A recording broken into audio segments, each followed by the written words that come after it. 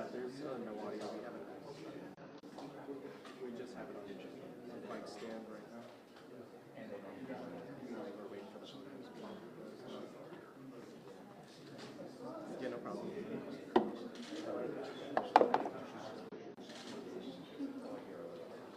should be doing that remarks afterward. Okay.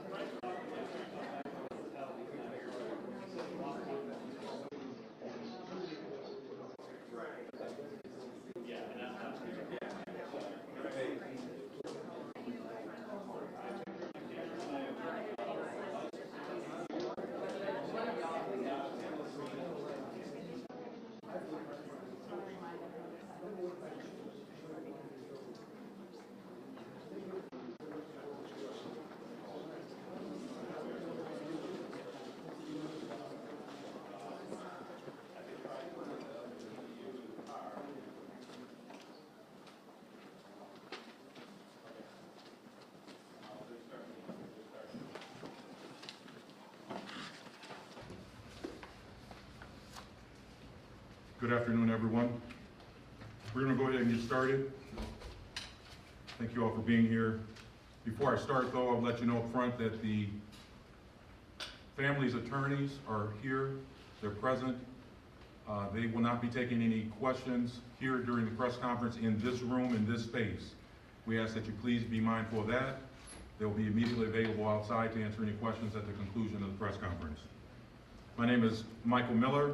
I am the Public Information Officer for the Akron Police Department. I'd like to give you a quick run through of how the press conference will go.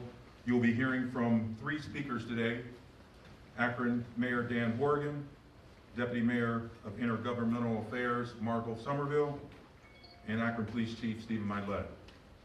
After hearing from these speakers, you will see 2 videos.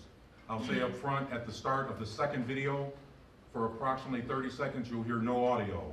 And that's because the device itself, when you activate it, it goes back 30 seconds. It captures no sound, but it picks up the recording 30 seconds before the incident or the recording. The first video will be narrated video of the incident, starting with the pursuit. It will include some still shots. It will pause at points, and it will include some text, and we'll zoom in for clarity. The second video will be of an officer body cam footage, which will begin at the start of the pursuit, and it will end with the shooting. The video will be played from start to finish without pause, and will show the incident in real time. At the end of our press conference today, we will provide an opportunity for questions. Each outlet represented here today will have an opportunity to ask a question. There will also be a press kit available to members that will contain or include a map of the pursuit, a timeline of the incident, a transcript of the dispatch conversation during the pursuit, and basic information on the officers involved, including race, gender, years of service, and disciplinary record, if any. At the conclusion of the press conference, we'll be putting out a press release as well, and all body cam footage will be available. According to the city ordinance, we're required to release 3 body cam footages within the first 7 days, but we're going above and beyond that today due to the unique circumstances, and we'll be releasing all of the body cam footage in a short period of time after the press conference. This includes the 8 officers who were directly involved in the shooting, and additionally 5 other officers who were on scene but did not participate in the shooting. At this time, I would like to welcome Akron Mayor Dan Horrigan to the podium. Thank you, Lieutenant. First of all, good afternoon. Thank you for being here. I know this is a somber occasion for all of us and for the entire city. Before I begin, let me again extend my condolences to the family and friends of Jayland Walker. I know that no amount of grief or prayer will bring Jayland back, but please know that the city mourns with you. Personally, there are no amount of superlatives, and I've talked about being beyond outraged, beyond shocked, and extremely heartbroken that I can use to describe my feelings. I won't mince words. The video you're about to watch is heartbreaking, and it's very tough to take in. And I know many of you will have questions after this press conference, and I have a number of questions myself that need to be answered. But what I'd like to stress to the community, please, is that the independent, the investigation, which is being conducted independently by an entity requested by Chief Mylett, which is the Bureau of Criminal Investigation, and the Attorney General's office, will take some time to work through. Our media information packet includes a rough timeline of how the investigation process will proceed, in addition to a timeline of events of this past Monday. And I am urging all of our residents, please reserve your full judgment until the investigation is complete. And listen, you'll have to do one of the most difficult things that I can ever ask somebody to do, and that is to please be patient and let the Attorney General do their work. Let me also emphasize the steps we've taken over a number of years to increase the transparency and the accountability with the Akron community, knowing that trust cannot exist without our commitment to openness. Almost exactly 1 year ago today, the Akron City Council voted to enact a new law that ensures the release of video footage which documents an Akron police officer's use of force within 7 days of the incident. This ordinance was first recommended by the city's Charter Review Commission and was overwhelmingly approved by the residents of Akron. And it is clear what our community wants is to be able to review the information for themselves, and it is our commitment to be open and transparent as we can be, given the fact that there is an independent investigation which we cannot put into jeopardy. Additionally, utilizing an independent entity to conduct the initial investigation into the incident will be a further step in increasing the trust and accountability with our citizens. Chief Mylett and I both believe that this is the best practice going forward, and which many communities across the country are now doing. And it is the direction that we intend to move towards in any future events of deadly force. Both the city and the Akron Police Department are fully committed to this process, and I have every confidence that the investigation will be conducted in a fair, thorough, and just manner. Many will wish to air their grievances in public, and I fully support our residents' right to peacefully assemble, but I hope the community can agree that violence and destruction are not the answer. And let me echo the calls from a number of elected officials and community members right here in Akron that calls for peace in our cities. This will be the constant urge over the next few days, is peace in our city. Marco, thank you.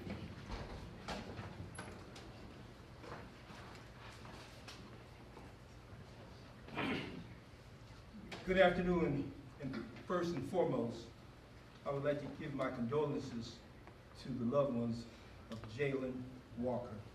I know this young man was well loved and respected, and the weight of his loss is being felt across our city.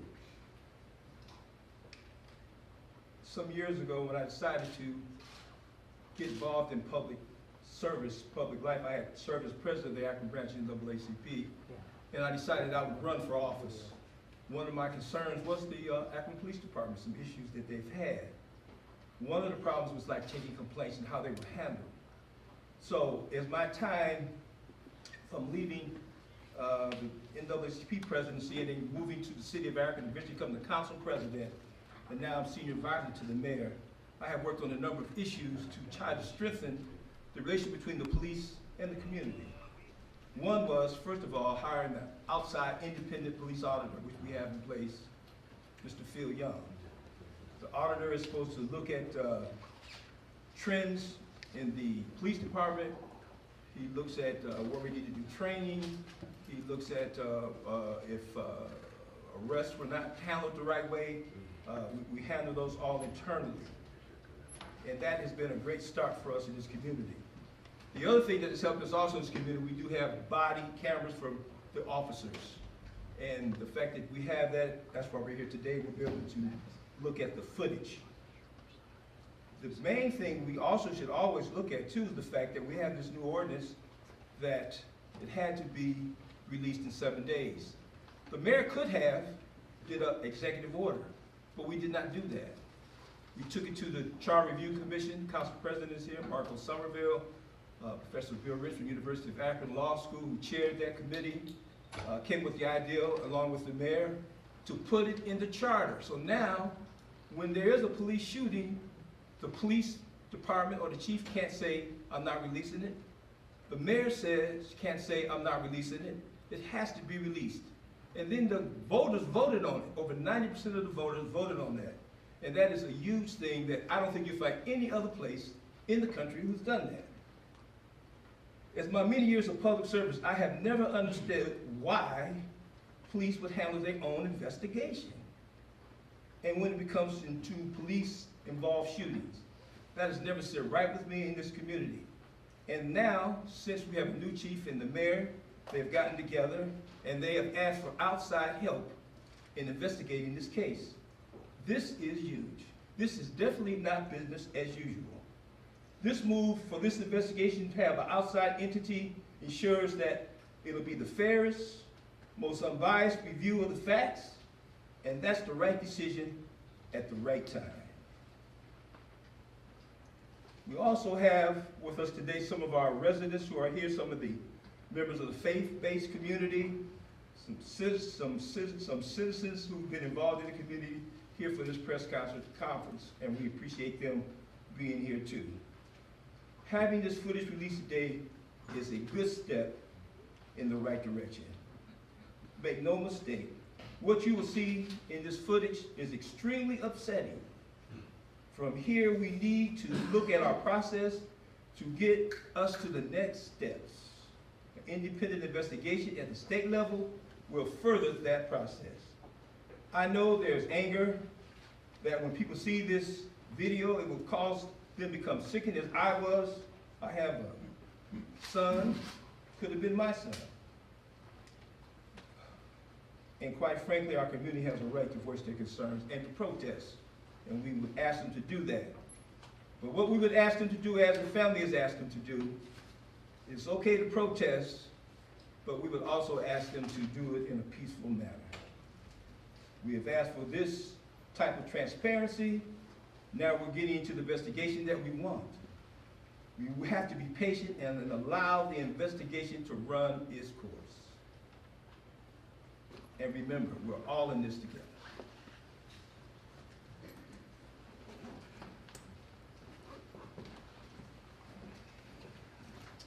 Good afternoon, everybody.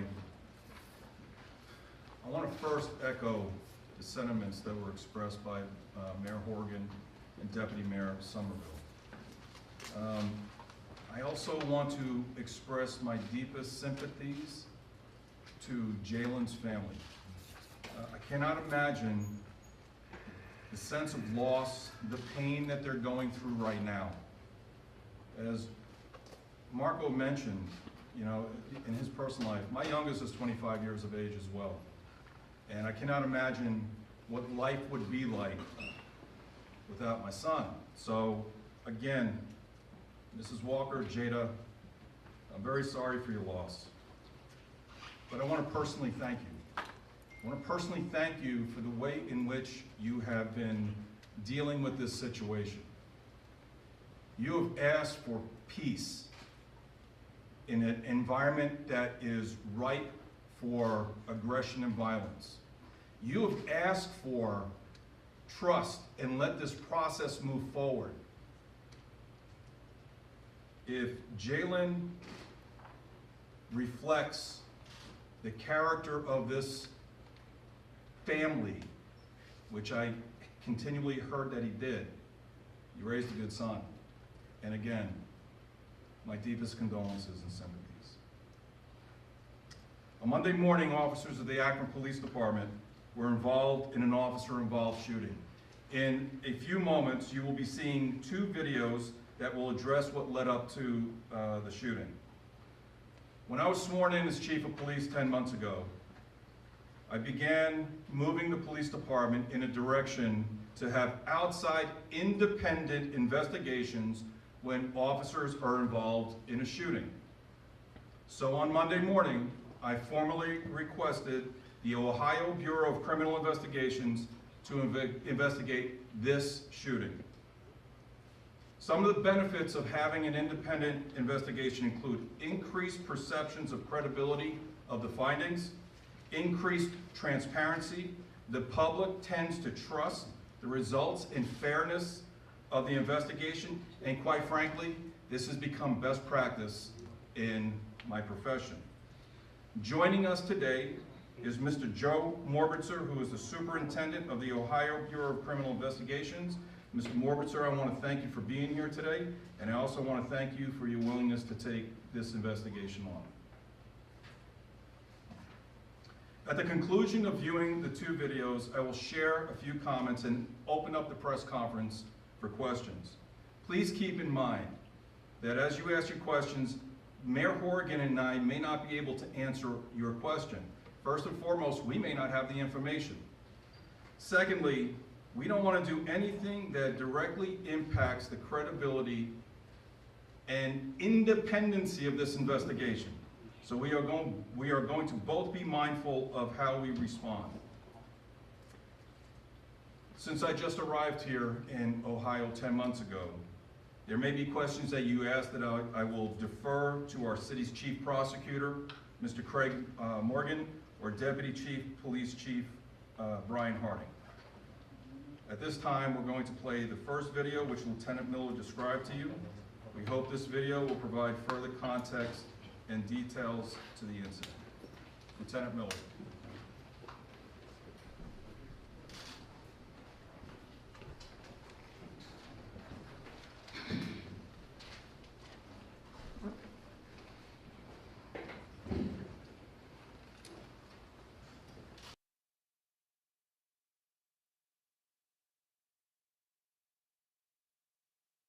On Monday, June 27, 2022, at 12:30 in the morning, Akron police officers attempted to stop a silver Buick on East Talmadge Avenue near Thayer Street. Officers informed dispatch that the reason for the stop was for a traffic violation as well as an equipment violation. The driver of the vehicle refused to stop, and officers initiated a vehicle pursuit as the vehicle was nearing the East Talmadge Avenue entrance ramp to Route 8 southbound. Approximately 40 seconds after the driver of the vehicle fled from the attempted stop, a sound consistent with a gunshot can be heard on the body-worn cameras of the officers. Officers notified dispatch that a shot came out of the suspect's car door. Getting onto 8 south of Talmadge. The reason for stop was traffic and equipment violation.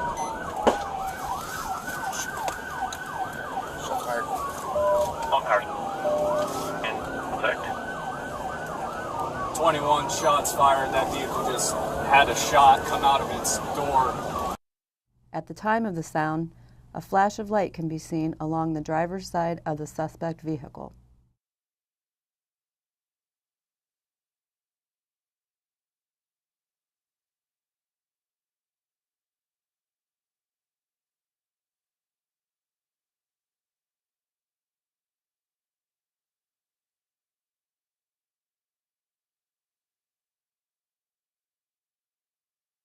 The vehicle pursuit continued on the expressway for several minutes, and the suspect vehicle exited onto the Archwood Avenue ramp.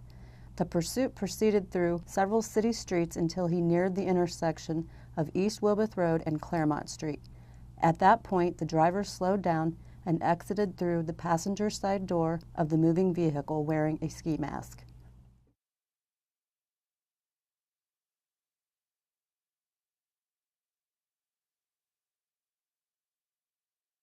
The suspect fled from the vehicle on foot, turning and facing officers momentarily.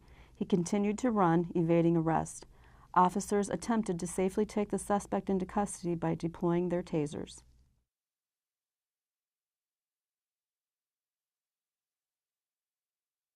The deployment of tasers was unsuccessful, and the suspect continued to flee on foot. As the foot chase reached the nearby parking lot, the suspect stopped and quickly turned towards the pursuing officers.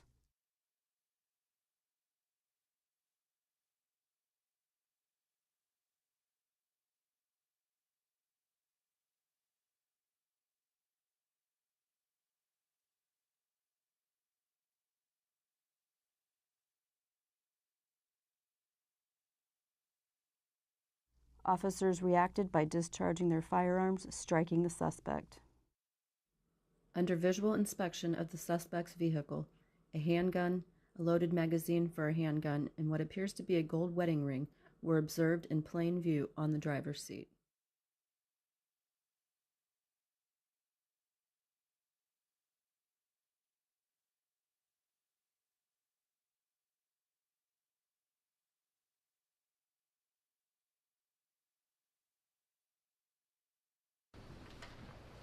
We will now show you the body-worn camera footage from the officer who was first involved in the pursuit.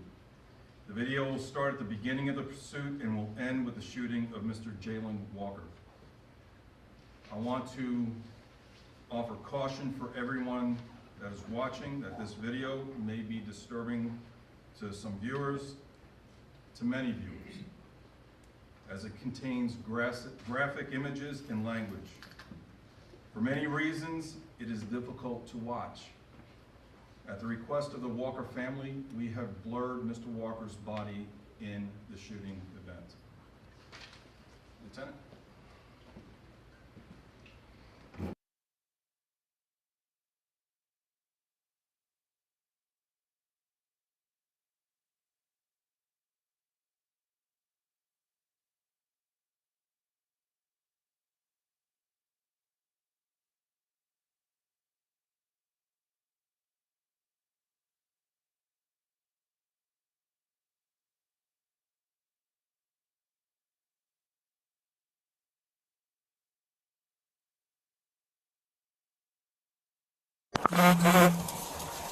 Twenty-four is Chase.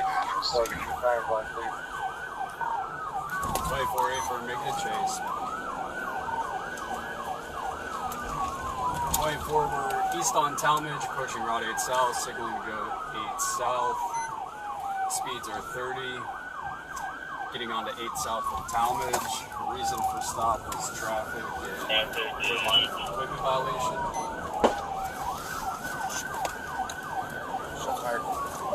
All cars. In effect. 21 shots fired. That vehicle just had a shot come out of its door. We're southbound on Route 8 now. Next cross is going to be Perkins, going across the Blue Bridge on Route 8 South. Speeds are 80, middle lane. Gold Buick, black male driver, one occupant. Silver Buick, one occupant. Looked like a black male driver. He's in the left lane, we're going 60. You're staying back. Okay.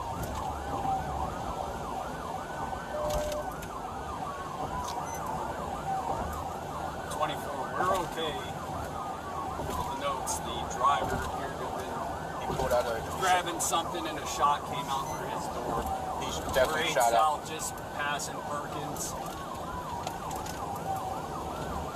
8 South, passing Perkins, middle lane, speeds are 72, light traffic.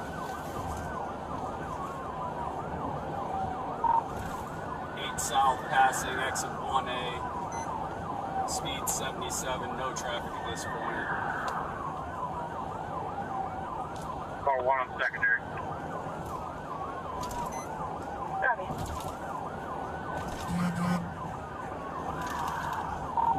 We're 8 South, towards 77 South, passing exit 0, just past the university. It's middle lane, speeds are 70. Now it's in the right lane, speeds are 70. Light traffic, vehicles are getting over.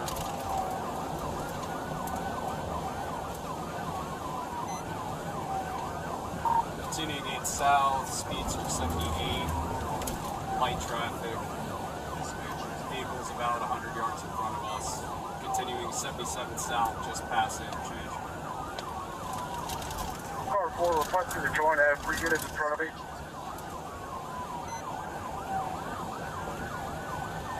4-6, car 4, go ahead. Everybody else, start blocking intersection, needs to get off. It's also good position. Yeah, units up there that are coming up on Lover's Lane. He's coming up on your left side just now. take caution. He was grabbing for a gun. He did fire a shot out the side of the door. Who is that there? All right, 24. We got one. We got 2 units in front of us. Car 20, we're primary right behind it now. We're continuing off Route 8 south. Speed are we getting off here? We're going to be getting off at the Archwood exit. Speeds are 65 miles per hour. Approaching the red light at Archwood. He's going to be going through the red light, continuing southbound, approaching North Firestone. Traffic. Speeds are 35 miles per hour. Running the stop sign is going to be going westbound on North Firestone Boulevard from here.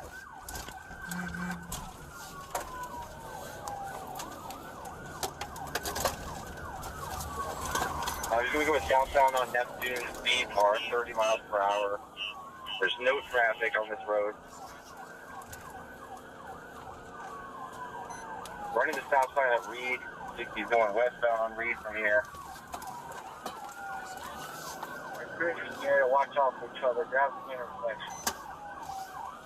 Southbound Oakwood. Southbound on Oakwood. Speeds are 15 miles per hour. Approaching Cypress.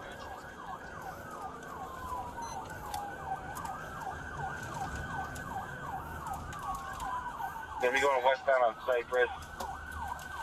Heading towards Redwood. We're passing Redwood. We're gonna be approaching Brown Street. 46 on Brown Cypress, block intersection. You got it. Brown They're south blocking. and Go. down. South on Brown, we're returning westbound on Wilbit. Speeds are approximately 25 miles per hour.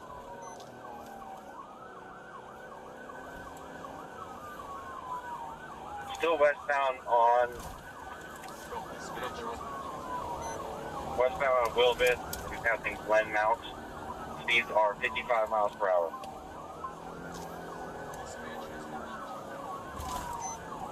Oh, 602, I'm west on Wilbit from Firestone. Can I get in?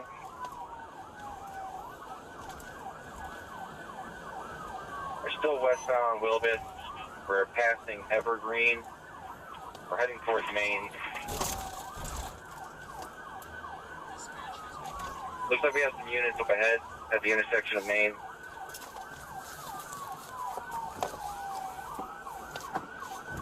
He's slowing down here, slowing down. Slowing down.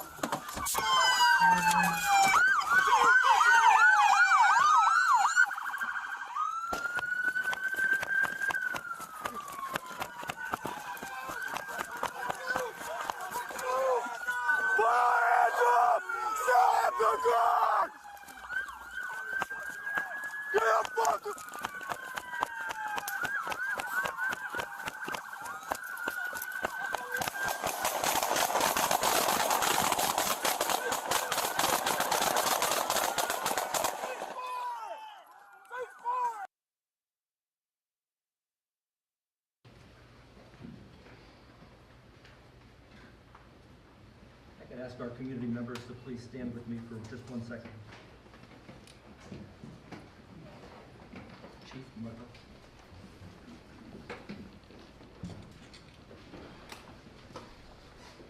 There's no doubt that the video you just watched is extremely disturbing and will stir a lot of emotions and feeling. Shocking and hard to take in. But what we are collectively calling for is peace this afternoon. It's the same thing Mr. Walker's family is calling for, and it's the ask of everyone standing here with me in the community. Peace for our city, peace for our community, and peace for our residents. Thank you. Thank you all.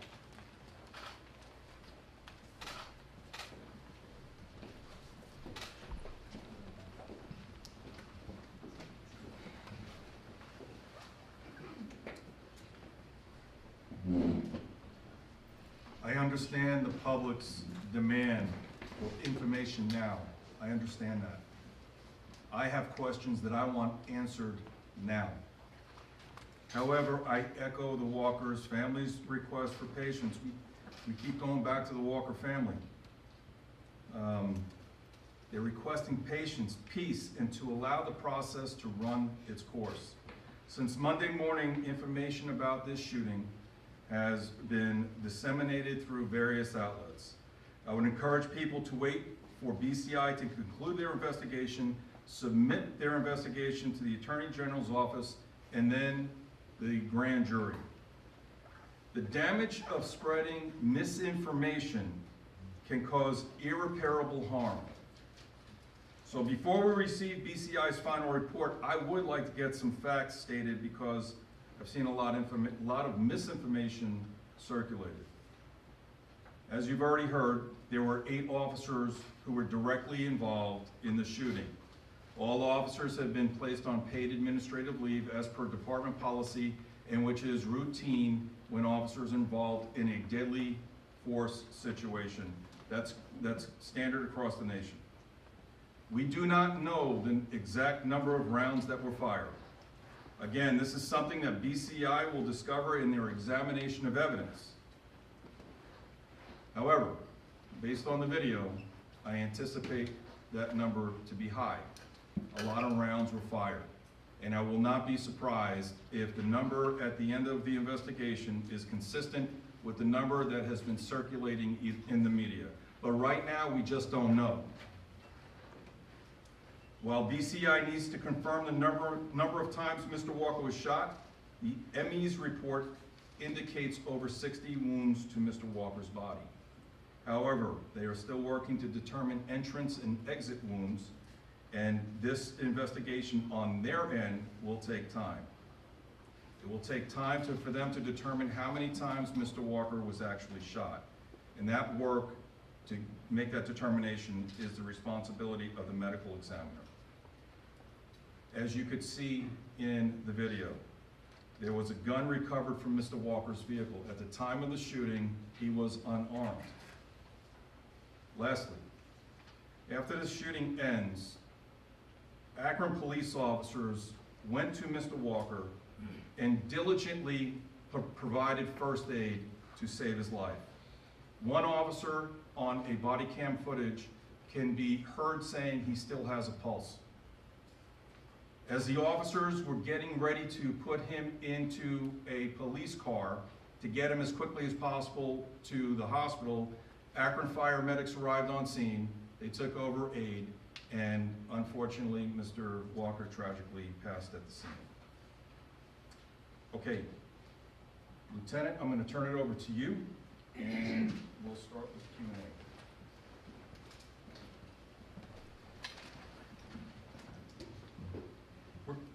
We're going to start by allowing each media outlet present to ask at least one question. We ask that you speak loudly so that your voice can not only be heard in this room, but also as part of the live stream that we're providing for the community. Understand again, and it's already been stated by the chief, that there are some questions that they cannot answer or may not answer because of the independent nature of the investigation, and also to preserve the integrity of the investigation. Some questions may not be answered for that reason. So at this time, I'll open up for questions. I am going to move intentionally to my left to right. We're going to ask one question each, and then we're going to move to the room from left to right, okay? We'll open it up at this time. Anybody? Sir? Thank you, Lieutenant. Question for the police chief. At this point in time, Paul Sandoval at CNN, based on what you've seen, chief, and understanding the investigation is less than a week old, and after seeing this very exciting video, what is it to you, or for you, what is the most concerning thing in the footage that you've seen so far? It's the same thing that's most concerning to everybody else that just watched it.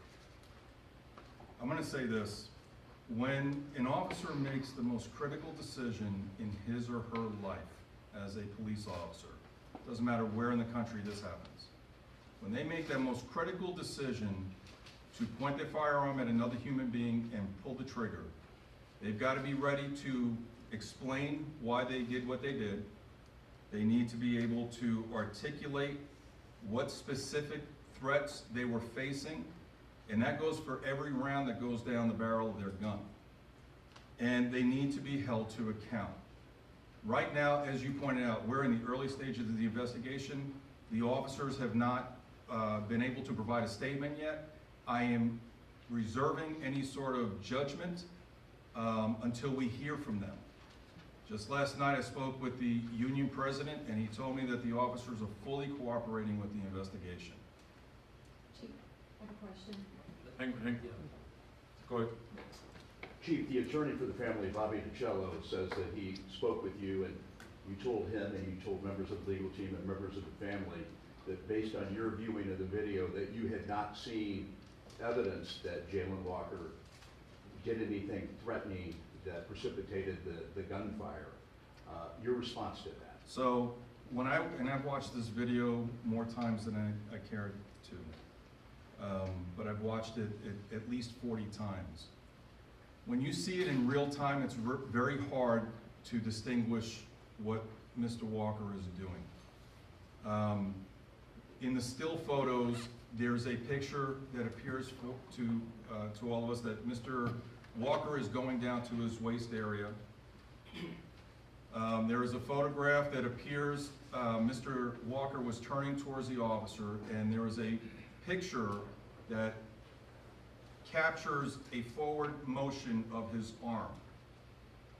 At the crime scene, after the officers were involved in the shooting, they immediately get sequestered from one another, and they are monitored. When the investigative team arrives, they do an individual walkthrough of the crime scene. Each officer, independent of each other, related that they felt that Mr. Walker had turned and was motioning and moving into a firing position. So, again, BCI is going to do the investigation.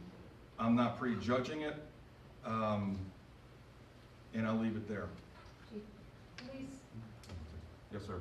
I wanted to understand a little better the gunshot from the car. Was there a bullet wound that exited the car from the inside of a bullet hole in the door?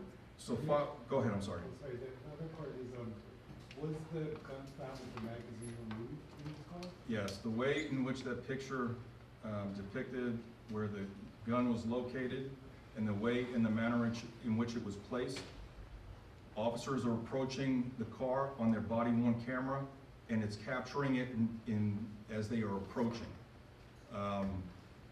After the shot was fired, after the shooting occurred, we went back to the scene where we believe the shot was fired. A casing was discovered at that location, consistent with the firearm that Mr. Walker had in his vehicle. BCI will determine whether or not that casing came from the gun or not. And again, independent of anything we did, the ODOT camera captures what we believe to be a muzzle flash coming out of the car. Again, BCI will be determining whether or not that in fact is the case. Right. Chief, as far as the chase goes, and wondering if this could have been avoided at all, could you talk at all about the protocol of the chase and the point of the gunshot being fired? Does that cancel any opportunity to call this chase off because of the gunshot? Thank you for that question. It's a great question. So the initial attempt to stop Mr. Walker, as you heard on the audio, was for an equipment violation and for a traffic violation. I'm not exactly sure what the equipment violation was or what the traffic violation was. We will find that out, or BCI will discover that during their investigation. What was going to be a routine traffic stop, which would probably result either in a warning or a citation being issued, turned into a pursuit. As Mr. Walker turned onto the entrance ramp to Route 8 and the shot is fired, that changes the nature of the contact. 40 seconds after the initiation of the traffic stop, a half a mile from the location of the traffic stop, you hear the gunshot and then everything else that I've just discovered. And again, that changes the whole nature of the traffic stop. It went from being a routine traffic stop to now a public safety issue. and then the pursuit continued. Yes. Chief, have the officers involved viewed any of the video before they made their statements? They have not given statements yet, to my knowledge. And again, that part of my answer is us walling ourselves off from the investigation, and that will be determined by the Bureau of Criminal Investigation. Sir. Chief, the initial officers on that approach to the car deployed tasers.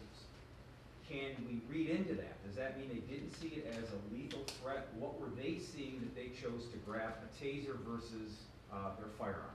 I don't know. I'm not going to respond to that because it would be speculation. The officers will be given an opportunity to explain their actions. Sir. Yes, Chief, in sort of 2012 in Cleveland, they had a sort of famous incident where 137 shots were fired into a car of unarmed people after a chase, and it received a lot of publicity. I'm curious if that incident, 137 shots into unarmed people which killed them in that incident, if that changed policies at all, either in the Akron department or other departments around the country. So when that shooting occurred, I wasn't here in Akron. Right. I just got here last August. And you know, I'm trying to go back in memory. I can't recall exactly what we did as a profession following that, but I can tell you that we train in this police department. We go above and beyond in the police academy, the minimum required hours of training when it comes to firearms. Additionally, we go above and beyond the minimum requirement by the state for annual qualifications. And so I really can't answer fully that question. Yeah. This question kind of dovetails with that. Is there any kind of rubric or protocol when multiple officers are firing for how many rounds you fire when there's a single subject? So officers are trained to, when they perceive a threat to themselves or to somebody else, that they are authorized to use their firearm to stop the threat. And they are authorized to use their firearm until that threat no longer exists or it stops. And that is the standard. Young man in the back. Chief, you mentioned several body cam videos, but is there also dash cam footage, and does any video cover the moment of actually attempting to pull them over? So we don't have dash cameras in our fleet. No, sir. And What was your second question? Does any video record the actual moment where they attempted to pull them over for the alleged traffic infraction? So again, everything that you saw right now is from body camera footage. We don't have dash cameras in it, and I'm not going to step into that part of the investigation. I will look to BCI to collect all that evidence. Sir. Chief, you said you had... Hang on 1 second. Go ahead, sir. Chief, have you ever had a case before where someone left their wedding ring behind? I'm not asking you to speculate on this case, but have you ever had that happen before, and if so, why? And second is just your gut feeling when you saw this video, if it was as many as 90 shots as has been reported, and I know you didn't confirm that, did that strike you as excessive? I will say this, that it was difficult to watch and shocking, just like it is for everybody. I'm not passing judgment on the decisions my officers made. They will be given the opportunity to explain why they did what they did, as they should. In terms of your first question, I'm not going to speculate. Yes, I have seen that in my 33 years as a police officer, but I'm not going to go any further than that. Chief, you said that you had questions yourself. What are they? What are your questions? So I will reserve those for our administrative investigation. I'm not going to reveal those right now. Why? Why not? Because it would be improper. There's two separate processes that need to be respected. One is the independent external criminal investigation. The other one is the internal investigation. I will be getting with our Office of Professional Standards and Accountability, our Internal Affairs Unit, and I will discuss those questions with them. Chief, what is the department's now plan of action with a response from the public, given that this has now been released? So number one, first and foremost, again, I praise and I thank the Walker family for calling for peace. We obviously, a focal message here today is just that.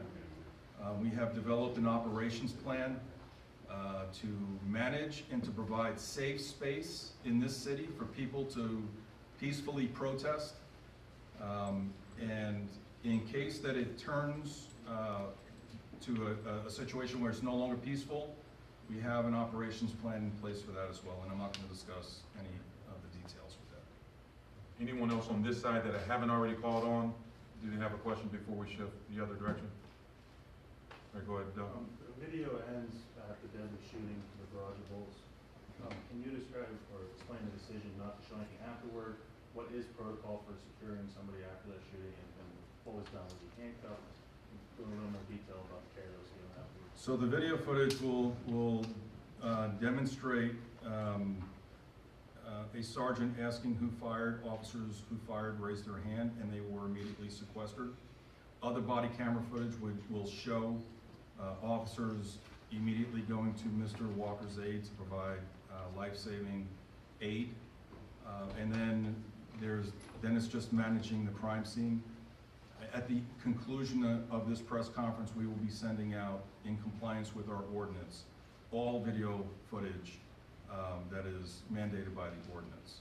That includes footage after the shooting. I'm not sure how far after it would be, but all of that is going to be open records, and so Whatever the ordinance provides. That'll be. One last question. We actually have time for just one last question. Go ahead. Chief, can you explain why the officers have not yet made a statement? It's been almost a week, and will they be viewing this video? So I can. Again, we are walled off from the criminal investigation that is between BCI and the officers. The officers don't have to give a statement. Okay, every American is entitled to due process, and they don't, just like everybody else, they do not have to give a statement.